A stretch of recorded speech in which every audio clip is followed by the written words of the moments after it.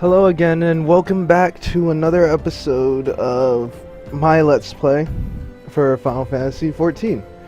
I'm Miles with Gamespresso, and today, continuing off of the last two videos, I'm going to show you guys the last of the dungeons in the Expert Roulette. Not actually going to do the Expert Roulette, so just in case we get like something else. But this dungeon is called the Keeper of the Lake.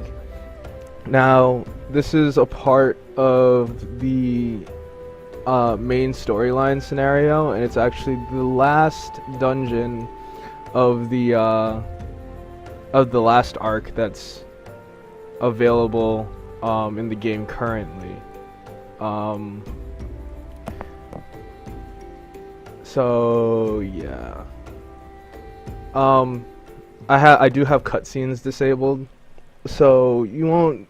There's not like too many spoilers. You won't get what's going on exactly from the dungeon itself. So it's pretty spoiler free. It's just showing what it looks like and gameplay.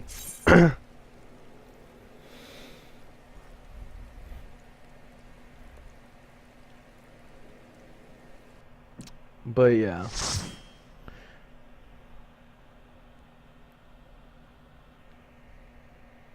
I will say though, the way this dungeon actually ties into the story is pretty epic.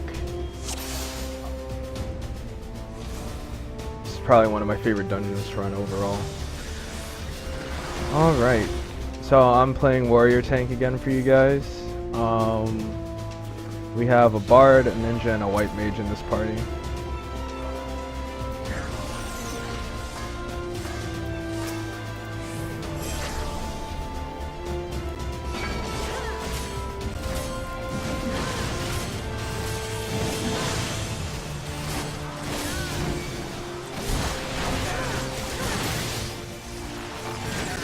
Alright.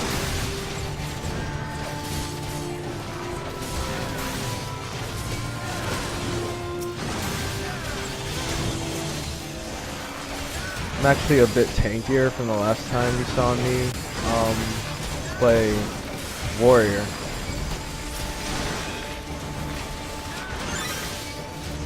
I got some gear, a couple of new accessories for my tank.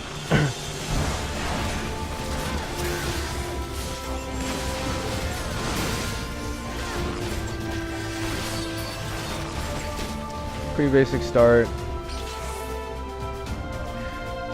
There's a pretty big pull right off the bat here.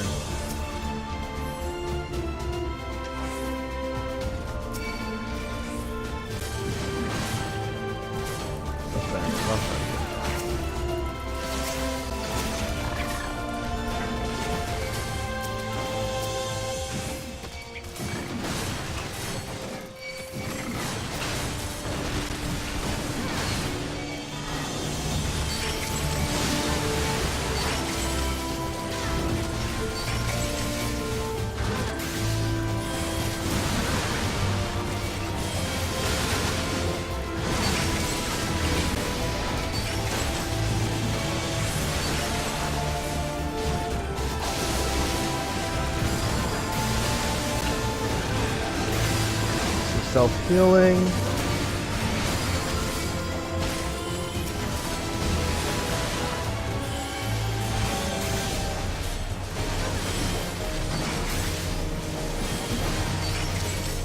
Dodge all the telegraph.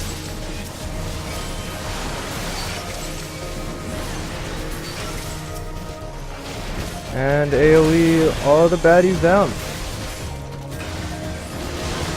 That was actually a lot smoother than that pull usually is. Some healers have trouble keeping up there. It's nice and easy though. Another small pull into the boss here. This dungeon's, I feel like it's a little bit shorter than the others. Depending though, it can take a little bit longer to kill all the things.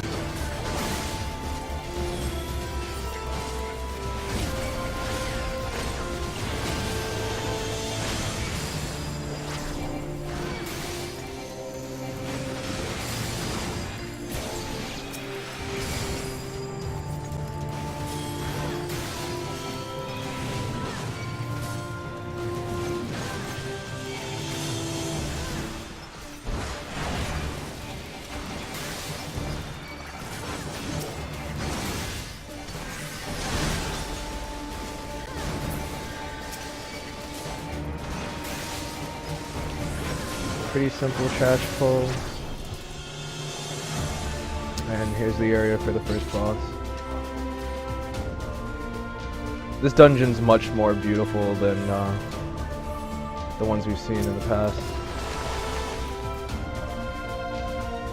Square Enix once again pulls out the crystals. Pretty crystals. Now this boss typically want to tank on the edges, and you'll see why in a little bit. It's not too hard. You kind of just, you know, tank in the same spot. Sometimes you have to move him depending on where a certain thing drops, but I'll let you guys know. It's better to see visually. Okay, you see those cerulean tanks? If they're hit by one of his skills, they explode, dealing AoE damage. And there's actually like bigger versions of those, like huge tanks that you can't push around, or you can push them around by hitting them in basically any direction. But there are bigger versions that you can't push around, and those ones, if they explode, they damage the entire stage. See, that's the big one. So I want to pull them away from those, just in case.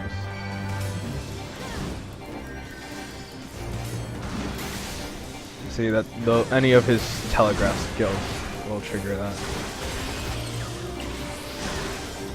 So typically, and he typically targets party members with those things. So typically the party members will just stand, you know, away from him.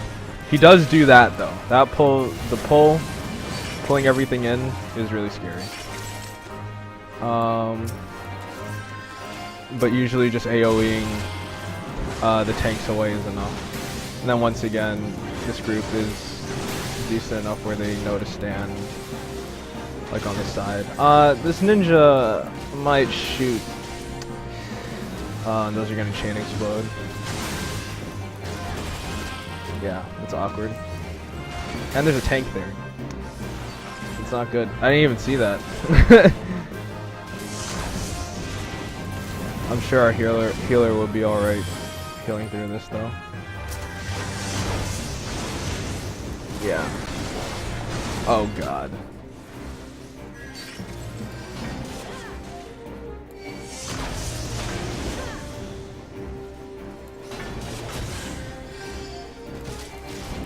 Okay. That wasn't too bad. I've seen those things go way worse.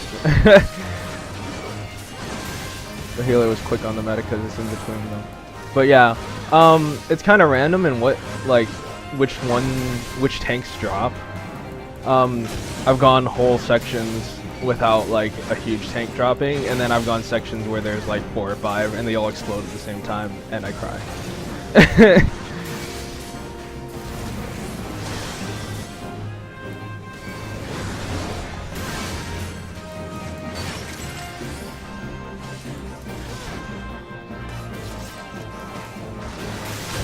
I'm out of CP here.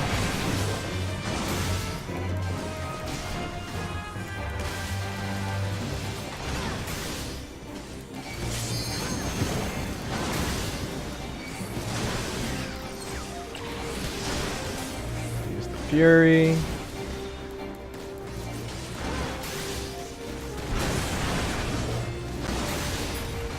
Boom, pretty easy.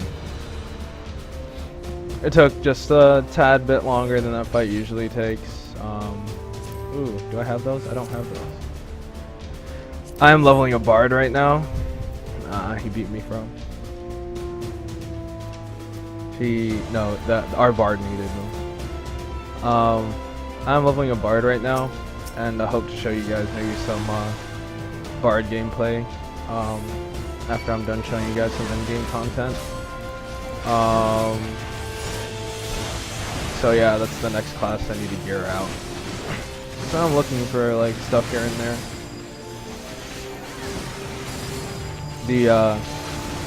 The Bogart's ranging set from this dungeon looks pretty nice, so I wouldn't mind having it.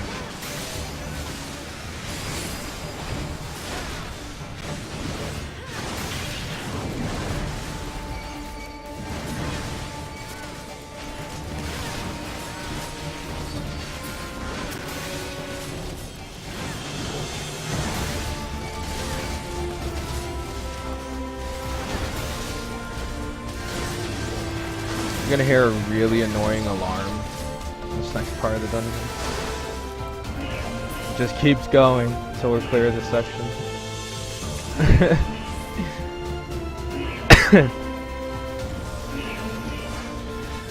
Alright.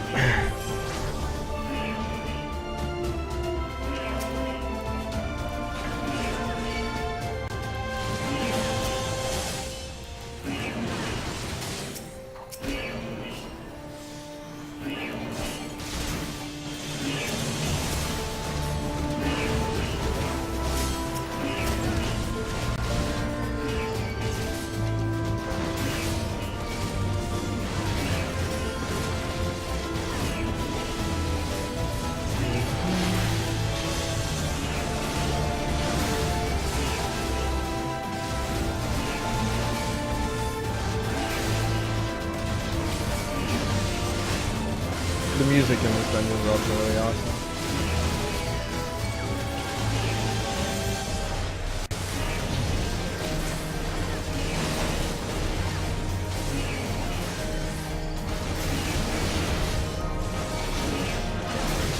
I feel like whoever's doing the music for this game recently has been really like on point about a lot of things. Square Enix has always had pretty awesome soundtracks, in my opinion. I mean, if you played any of the other Final Fantasy games, The Last Remnant or Infinite Undiscovery or anything like that. Wait, was Infinite Undiscovery Square Enix? I don't remember. I think it was. But yeah, Square's always got pretty good music. And the music for the expansion for like Heaven's Word, everything we've heard so far, I mean, I feel like a lot of it revolves around the one theme that they had in so far revolves around the theme that they had in one of the first trailers that they showed. But that theme is like awesome, so if that's the baseline, I'm totally okay with that.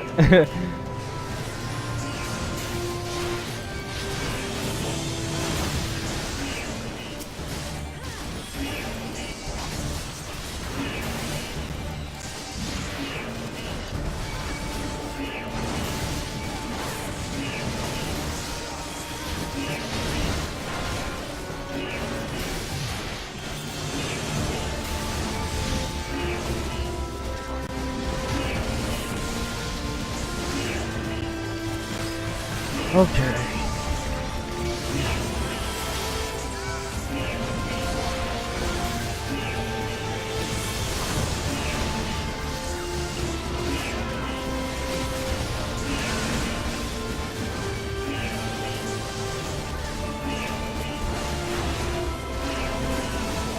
Whoops. Screwed up there.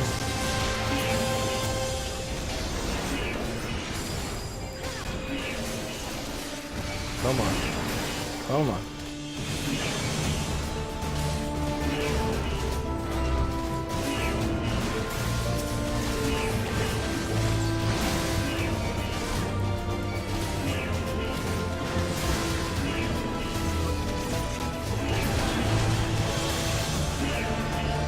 Alright. Take out that key. And no. We're at the second boss.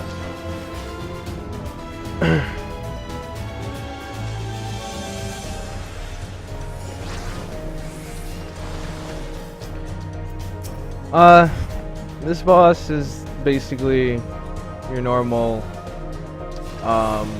tank and spank, but it moves around a lot and it has like random moves, and it's really annoying to deal with.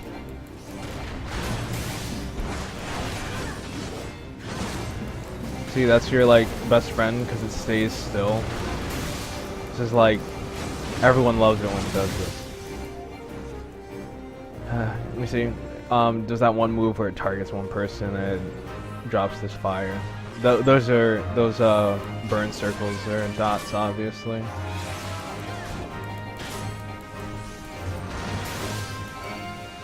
It's really annoying because he takes up like such huge sections of the circle with all of his AoEs. So you have to be good at positioning him as best you can, because it's honestly, as a tank, it's honestly also like not all up to you, because he does target your teammates. So you kind of just have to hope that your teammates don't do stupid, like place the circles in stupid areas.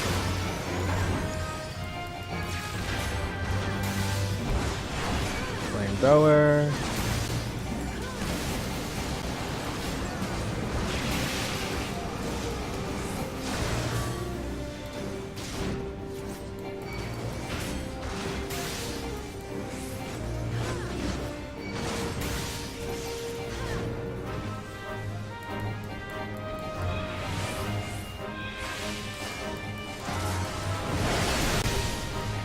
So annoying.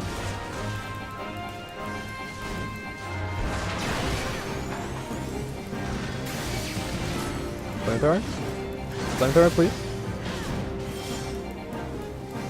Got another corrective bomb.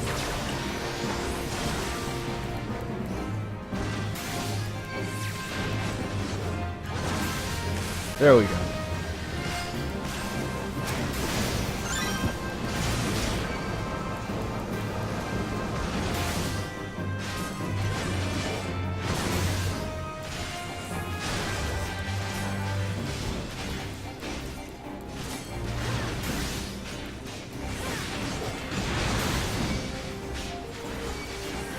He's gonna run it right through them. Oh, he moved it! Yay!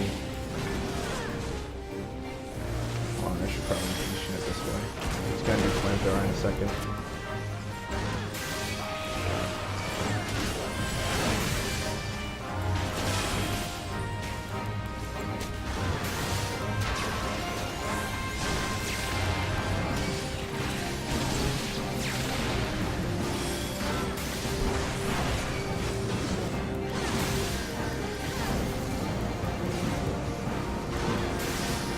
But yeah, not too bad, but it is annoying that he just doesn't sit still. 1%. Kill it. Yes.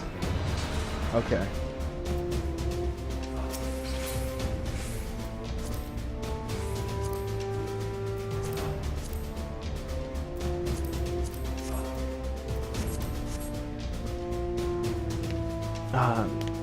Not my day with rolls.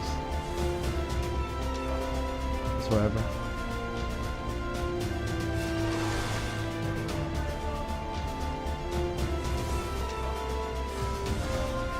Okay.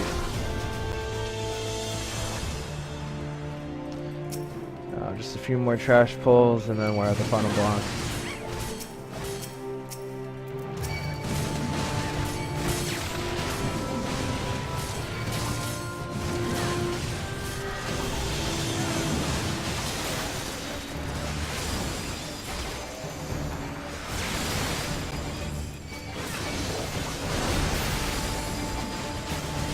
You didn't have to use that benediction right there. Oh, whatever.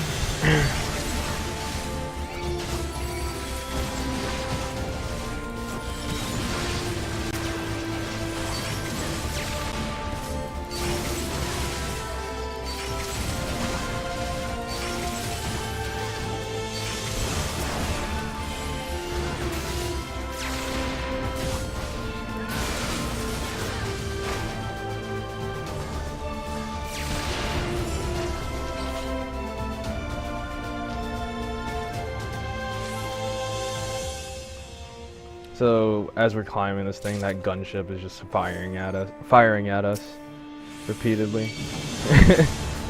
It's really nice though, because the blasts, if they hit enemies, they actually hurt the enemies too.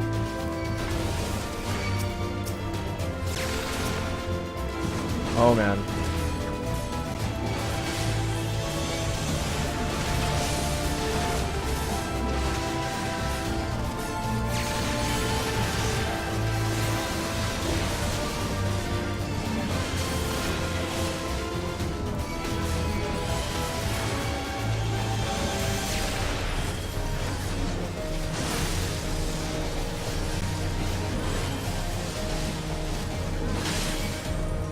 Oh, paralysis. No, this healer's doing a good job though. I'm keeping myself healthy too through my bloodbath and you know, the warrior skills. Warrior has great lifesteal.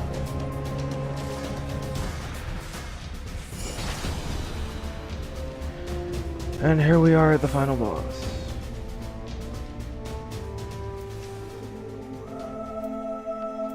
The music gives me chills every single time.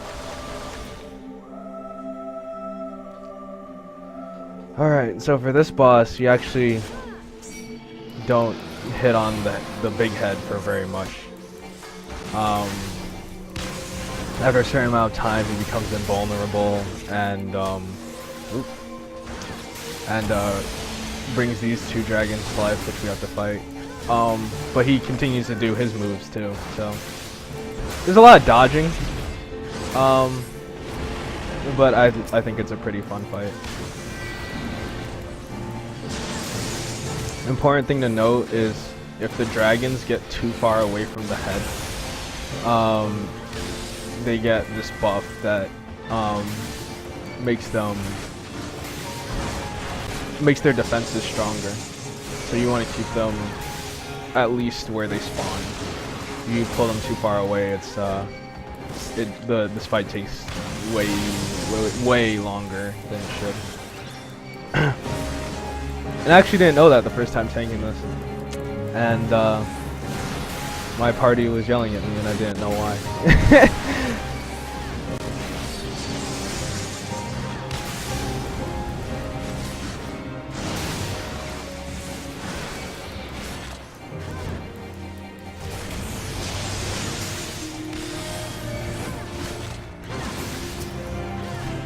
After a certain amount of time, those things spawn, the Estrella. And yeah, our DPS should kill it because the head does this move that is an insta-kill unless we're in the bubble that gives us invincibility.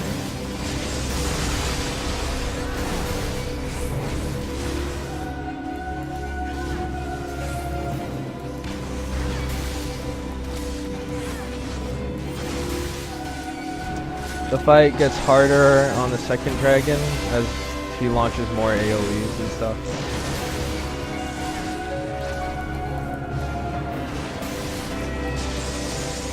Typically just want to stay outside of all the shiny stuff. As always.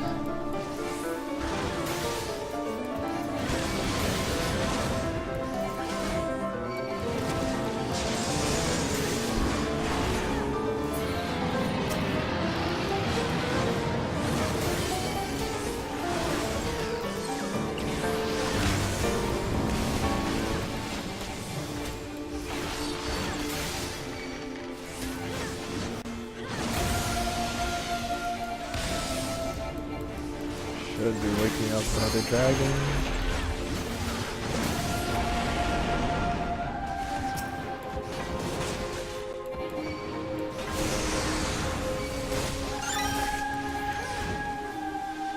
See, he's got that buff right now. I didn't pull him closer.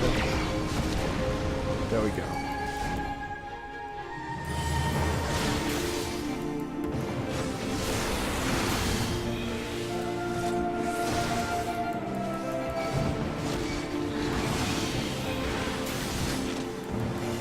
Now as a tank, you can just stand in some of these AoEs. Like, a lot of them aren't actually all that bad.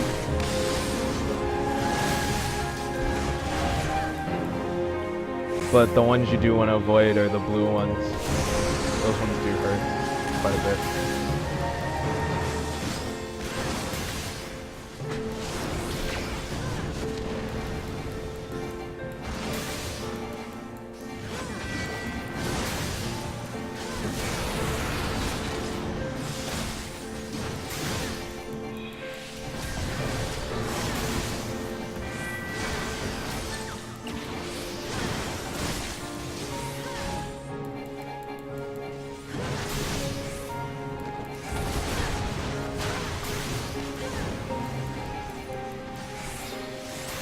Oh. We got it? Okay, there we go. I was not paying attention to the health of the dragon. Okay. Pull it back over here. Stay out of that.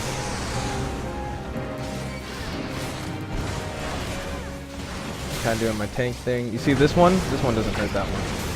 I can usually tank it.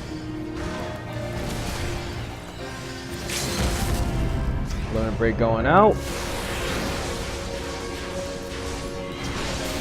Blade dance.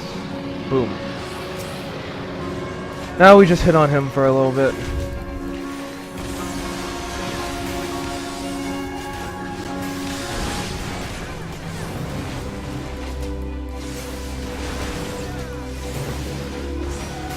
And there we go.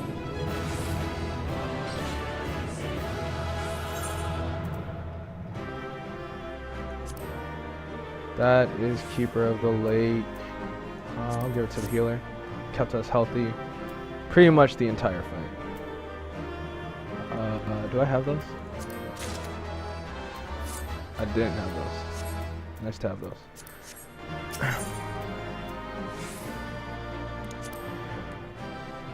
Alright.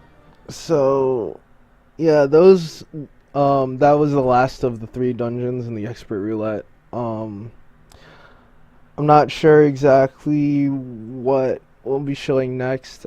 I'll probably do videos of the 3 raids.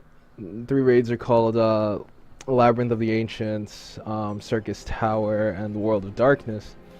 Those are much longer though, so I'll probably like edit out like a lot of stuff. People derp a lot in those too. They're 24-man raids, so those are pretty cool. Or I might do some primals. Those are usually shorter fights, but they're heavy on mechanics. But I'll definitely be playing more Final Fantasy and showing you guys more Final Fantasy 14 before the Heaven's Ward expansion. Another thing potentially I could show you is maybe some low-level dungeons. I do have a friend who actually started the game just recently, so maybe I'll show you. I'll run dungeons with him on like lower level classes and stuff, and show you guys the leveling experience and some of the leveling dungeons instead of all the end game content. Play a little differently. I'm sure anyone with prior MMO experience can attribute to that. But yeah, smiles from Gamespresso. Don't forget to like it and subscribe, and stay tuned for more Final Fantasy XIV. I'll see you guys.